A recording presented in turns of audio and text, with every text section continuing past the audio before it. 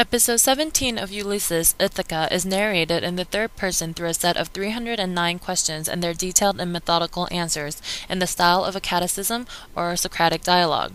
This chapter is where the reader gets to see the strong father and son theme of the book. Upon arrival at his home, Bloom realizes he had forgotten his keys and ends up climbing over the fence to go into his home through his kitchen window. Once he gets in, Stephen sees Bloom walking through the house, lighting a candle, and putting the kettle on the stove before he comes and opens the door for him. When Bloom offers Stephen the lemon soap to wash up, Stephen refuses, revealing his hydrophobia. Over a cup of cocoa, they talk of the past and recite Irish and Hebrew for each other, but when Bloom offers his house for the night, Stephen refuses. Bloom also senses reluctance in Stephen for future meetings, and this makes Bloom pessimistic and depressed. As Stephen prepares to leave, Stephen and Bloom urinates in the front lawn.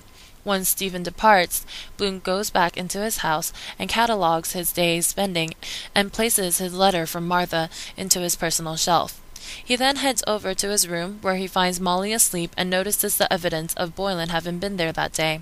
As he slips into bed, he thinks of the many suitors Molly has had in the past, and assumes Boylan as yet one of them. Before he lies upside down in the bed, he kisses Molly's bottom, and upon her waking tells her of his day's account. He mentions Stephen, and as Molly starts to think about what Bloom tells her, Bloom drifts off to sleep.